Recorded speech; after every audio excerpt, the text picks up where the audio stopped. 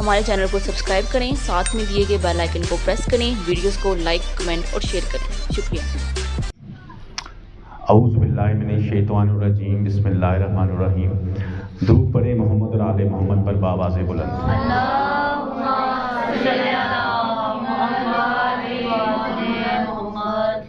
تمام تعریفیں اور حمد و ثنا اللہ کے لیے اور ہر قسم کے درود و سلام محمد مصطفیٰ کی بابرکت ذات کے لیے۔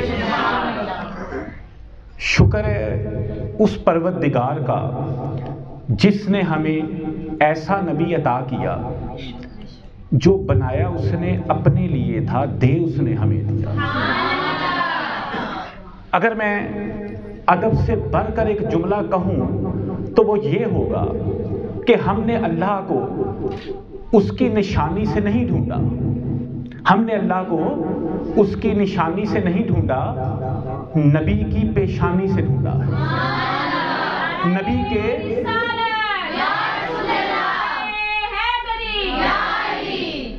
کے سجدے کا نشان بتا رہا تھا کہ اللہ ہے۔ ایک شاعر کیا خوبصورت بات کرتا ہے، ایسا کوئی محبوب نہ ہوگا نہ کہیں ہے، ایسا کوئی محبوب نہ ہوگا نہ کہیں ہے، بیٹھا ہے چٹائی پہ مگر عرش نشین ہے۔ ہر ایک کو میسر کہاں اس در کی غلامی، اس در کا تو دربان بھی جبریل امین ہے۔ ملتا نہیں کونین کو کیا کیا تیرے در سے، ملتا نہیں کونین کو کیا کیا تیرے در سے، ایک لفظ نہیں ہے جو تیرے لب پہ نہیں ہے۔ نعرہ تکبیر، اللہ اکبر، نعرہ رسالت، یا رسول اللہ، نعرہ حیدری، یا علی۔ بڑی اہم بات بتانے لگا ہوں، ترمذی شریف ابو ہریرہ اس کے راوی ہیں کہ کائنات کی پہلی تخلیق نبی کا نور ہے۔ پہلی تخلیق نبی کا نور ہے۔ آج رات آپ محفل میلاد میں شریک ہیں، یہاں پر موجود ہیں۔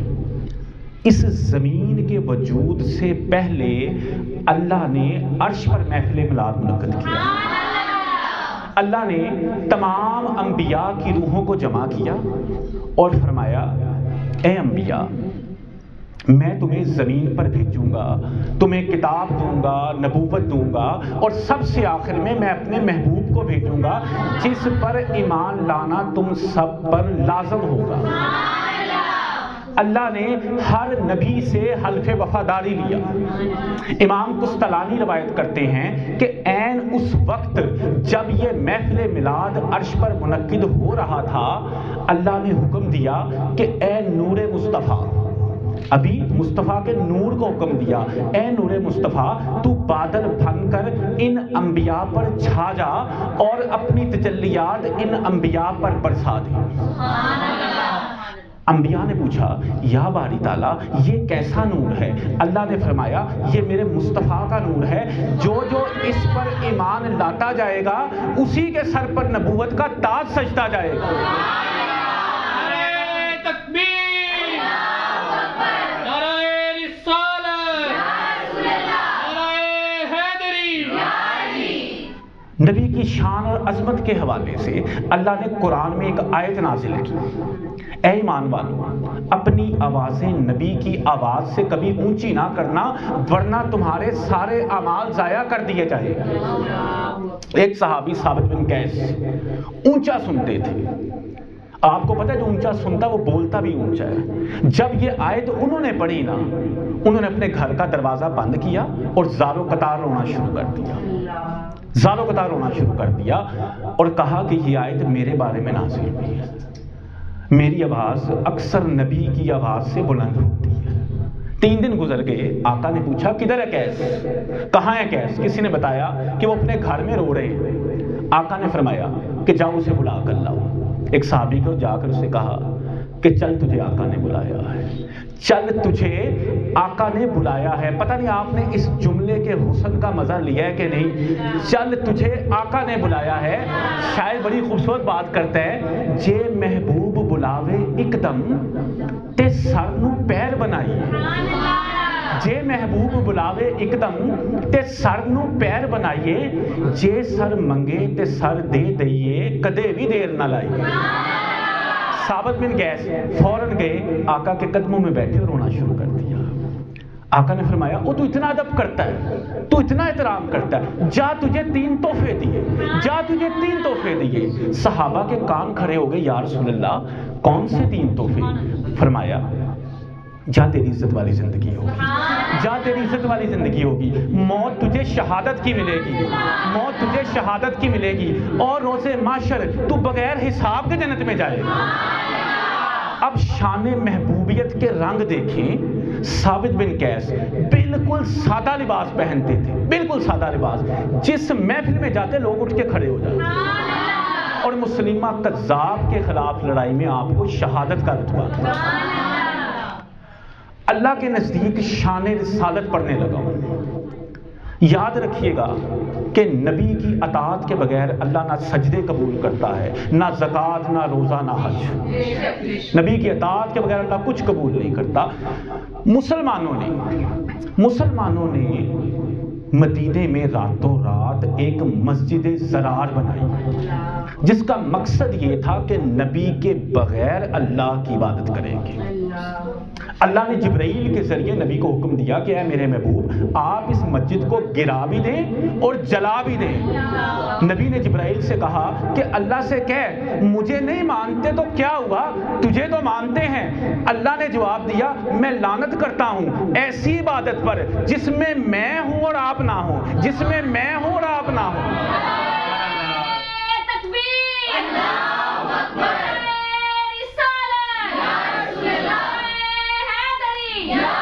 حافظ ابن کثیر تفسیر ابن کثیر میں بیان کرتے ہیں کہ حضرت موسیٰ نے توریت میں جب اس امت کی خصوصیات پڑھی، یہ جو میرے سامنے بیٹھی ہے جس میں میں بھی شامل ہوں، حضرت موسیٰ نے جب توریت میں اس امت کی خصوصیات پڑھی تو اللہ سے کہا یا باری تعالیٰ یہ میرے امتی بنا دے، انہیں میرا امتی کر دے۔ اللہ نے جواب دیا موسیٰ یہ تیرے امتی نہیں بن سکتے، یہ میرے مصطفیٰ کے امتی ہیں، میرے مصطفیٰ کے امتی ہیں، یہ تیرے نہیں بن سکتے۔ اب موسیٰ نے توریت میں کون سی خصوصیات اس امت کی پڑھی تھی؟ وہ یہ تھی ایک ایسی امت ہوگی جب وہ نیکی کا ارادہ کرے گی تو اس کے نامہ اعمال میں نیکی لکھ دی جائے گی۔ ابھی ارادہ کرنے کی بات ہو رہی ہے، اگر وہ نیکی کر دے تو 10 نیکیاں لکھی جائیں گی، اگر وہ گناہ کا ارادہ کرے تو گناہ لکھا نہیں جائے گا، اور اگر گناہ کر دے تو 1 گناہ لکھا جائے گا۔ اس امت میں 70,000 افراد بغیر حساب کے جنت میں جائیں گے۔ اس امت میں ایسے افراد ہوں گے جن کے چہرے روز محشر 14ویں کے چاند کی طرح چمکے۔ حضرت موسیٰ نے یہ علامتیں دے کر اللہ سے 10 بار کہا یا باری تعالیٰ یہ امت مجھے دے دے۔ جب 11ویں دفعہ موسیٰ نے کہا یا باری تعالیٰ تو عطا نہیں بدلتا میں دعا بدل دیتا ہوں، تو عطا نہیں بدلتا میں دعا بدل دیتا ہوں، اگر یہ امت مجھے نہیں مل سکتی تو پھر مجھے بھی مصطفیٰ کا امتی بنا دے، پھر مجھے بھی مصطفیٰ کا امتی بنا دے۔ نعرہ تکبیر، اللہ اکبر، نعرہ رسالت، یا رسول اللہ، نعرہ حیدری، یا علی۔ اب تھوڑا سا ذکر آقا کے حسن کا بھی یاد ہوتا چلا، آقا کی بیوٹی کیسی تھی۔ خدا نے نا وہ سانچا ہی توڑ دیتا جس وچ محمد نو ڈالیا سی، اس کے بعد کوئی شخص نہیں دنیا میں ایسا آیا، وہ سانچا ہی توڑ دیا۔ حسینہ جمیلہ دا منہ موڑ دیتا، محمد بنا کے قلم توڑ دیا۔ حضرت حسان بن ثابت فرماتے ہیں کہ جب میں آقا کے حسن کو دیکھتا تو میں اپنی انگلیاں اپنی آنکھوں پہ رکھ کر انگلیوں کی اوٹ سے دیکھا کرتا تھا کہ کہیں آقا کے حسن کی تجلیات سے میری آنکھوں کی بینائی نہ چلی جائے، میری آنکھوں کی بینائی نہ چلی جائے۔ ابھی یہ پوشیدہ حسن ہے تو یہ عالم ہے، اگر حسن ظاہر ہو جاتا تو کیا عالم ہو جاتا۔ وہ شاعر کہتے ہیں یہی بہتر ہے کہ تو پردے میں روپوش رہے، یہی بہتر ہے کہ تو پردے میں روپوش رہے، تو اگر پردہ ہٹا دے تو کسے ہوش رہے۔ حضرت جابر رضی اللہ عنہ فرماتے ہیں کہ حضرت علی رضی اللہ عنہ نے آقا کے حسن کے بارے میں فرمایا کہ آقا کا رنگ سفید تھا جس میں گلاب کی سرخی ملا دی گئی، بدن پر بال نہ تھے، سینے سے ناف تک ایک باریک لکیر تھی۔ چشمان مقدس بڑی اور سیاہ تھی، پلکیں دراز تھی، یوں لگتا تھا جیسے کسی مورتی کو چاندی میں ڈھال دیا گیا۔ ایک کتاب ہے سانگ آف سولومن میں حوالہ ہے کہ حضرت سلیمان نے فرمایا کہ اے بنی اسرائیل کی بیٹیوں، میں تمہیں اپنے محبوب کا حلیہ بتاتا ہوں جس نے ابھی آنا ہے، میں تمہیں اپنے محبوب کا حلیہ بتاتا ہوں جس نے ابھی آنا ہے۔ ان کے بالکل کالے سیاہ بال ہوں گے، آنکھوں میں سرخ ڈورے اور پنڈلیاں سنگ مرمر کے ستونوں کی مانند ہیں۔ حضرت انس رضی اللہ عنہ فرماتے ہیں کہ میری والدہ ام سلیم آقا کے پسینے کو ایک شیشی میں جمع کیا کرتی اور جس کسی کے پاس وہ پسینہ ہوتا وہ اپنی بیٹیوں کی شادیوں پر انہیں عطر کے طور پر دیتی، اور جس لڑکی کے پاس وہ عطر ہوتا اس کی آنے والی نسلوں میں بھی خوشبو جاری رہتی۔ حافظ امام قسطلانی اپنی کتاب المواہب الدنیا میں لکھتے ہیں، بڑی اہم بات آپ کو بتانے لگا ہوں، تم میں سے کوئی اس وقت تک مومن ہو ہی نہیں سکتا جب تک آقا کے حسن پر بھی ایمان نہ رکھے۔ یہ اپنے ذہن میں رکھنا کہ آقا کے حسن پر بھی ایمان لانا ضروری ہے۔ امام قسطلانی نے اس میں لکھا کہ اللہ نے آقا کے حسن کا صرف ایک جز اس دنیا میں ظاہر کیا ہے آج تک، صرف ایک جز۔ لکھتے ہیں کہ خدا کی قسم اگر اللہ آقا کے سارا حسن عرش پر ظاہر کر دیتا تو آقا کے حسن کی تجلیات سے عرش پگھل جاتا، اور اگر اس فرش پر ظاہر کر دیتا تو لوگوں کی بینائی چلی جاتی، لوگ آپس میں ٹکراتے پھرتے۔ تھوڑا سا تعارف آج دست مصطفیٰ کا بھی ہوتا ہے، آقا کے ہاتھ کا بھی آج تعارف ہوتا ہے، اس کی کیا معجزات تھے۔ ہماری اہل سنت کی دو معتبر کتابیں صحیح بخاری صحیح مسلم کی متفق علیہ حدیث ہے، حضرت عبداللہ ابن عباس اس کے راوی، اور یہ حدیث صحیح ہے۔ میں زور بار بار اس چیز پہ دے رہا ہوں کہ یہ حدیث صحیح ہے، حدیث صحیح جس میں شک شبے کی کوئی گنجائش نہیں ہے، بالکل شک شبے کی کوئی گنجائش نہیں ہے۔ آقا مسجد نبوی میں صحابہ کو نماز پڑھا رہے ہیں کہ نماز کے دوران آقا تھوڑا سا آگے بڑھے، اپنے ہاتھ کو بلند کیا، کسی چیز کو پکڑا اور چھوڑ دیا۔ نماز کے بعد صحابہ نے پوچھا یا رسول اللہ آپ نے نماز میں یہ عمل کیا؟ آقا نے فرمایا کہ جب میں آگے بڑھا تو میں نے جنت دیکھی جس میں انگوروں کے گچھے لٹک رہے تھے، میں نے ہاتھ بڑھا کے ایک گچھے کو پکڑا اور چھوڑ دیا، خدا کی قسم اگر میں وہ گچھا توڑ کے لے آتا تو قیامت تک یہ امت اس انگوروں کو کھاتی رہتی اور وہ انگور ختم نہ ہوتے۔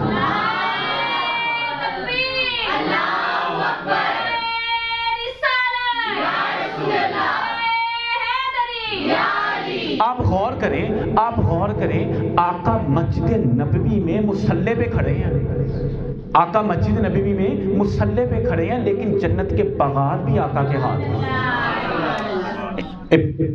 موتا کتاب ہے، امام مالک کی کتاب ہے موتا، حدیث کی کتاب ہے، اس میں وہ لکھتے ہیں کہ سرکار ایک دفعہ غزوہ تبوک پر تشریف لے کے گئے اور مقام تبوک پر پانی نہیں تھا، ایک چشمہ تھا جس میں سے ایک باریک پانی کی لکیر نکل رہی تھی۔ وہ حوالہ یہ دیتے ہیں کہ جیسے تسمہ نہیں ہوتا ہمارا کب، اتنی باریک لکیر پانی کی نکل رہی تھی۔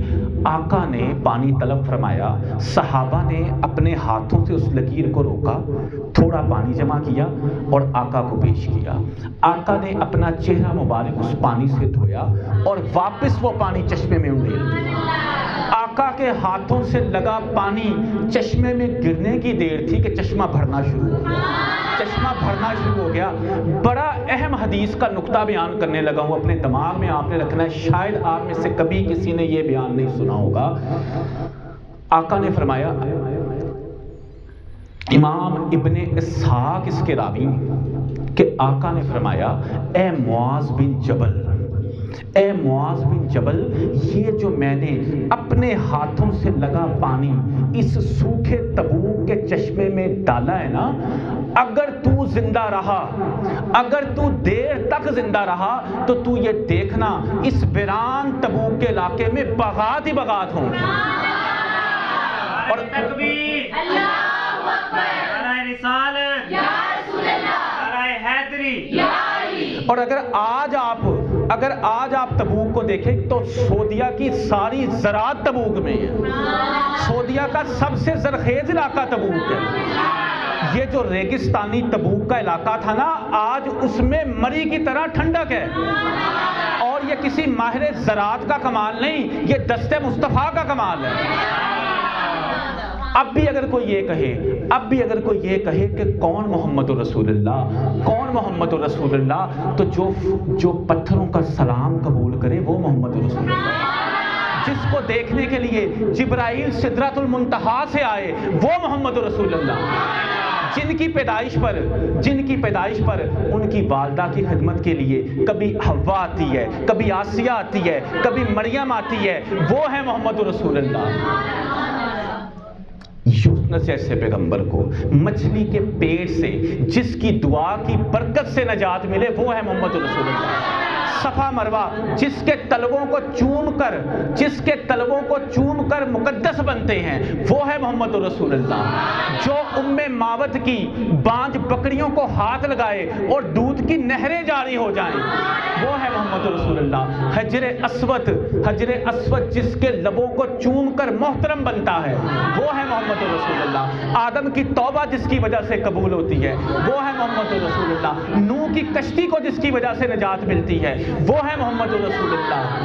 یوسف جیسے پیغمبر کو قید سے نکال کر جس کی برکت سے مصر کا بادشاہ بنا دیا جائے وہ ہے محمد رسول اللہ۔ مولا کائنات،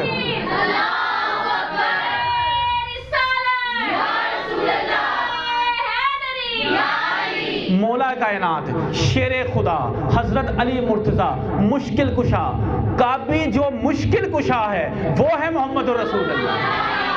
جن کے بیٹھنے سے ابو طالب کے دسترخوان سے کبھی کھانا ختم نہیں ہوتا وہ ہے محمد رسول اللہ۔ ان جیسا کوئی نہیں، پوری کائنات میں کوئی نہیں۔ جس کا سایہ نہیں اس کا ثانی کہاں، جس کا سایہ نہیں اس کا ثانی کہاں۔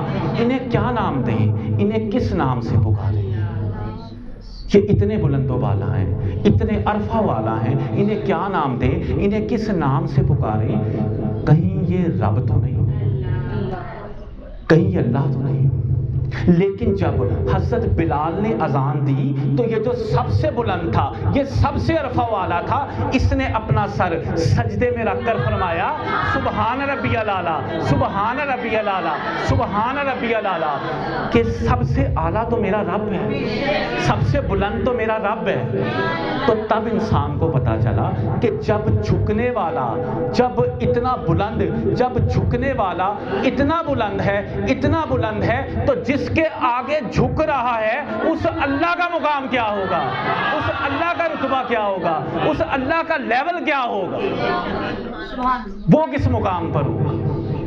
اللہ تعالیٰ آج اس جشن کو اپنی بارگاہ میں قبول فرمائے، قبر کی پہلی رات ہو، سب کو زیارت مصطفیٰ نصیب فرمائے، اور ہم سب کو آپ سرکار کے غلاموں میں قبول کریں۔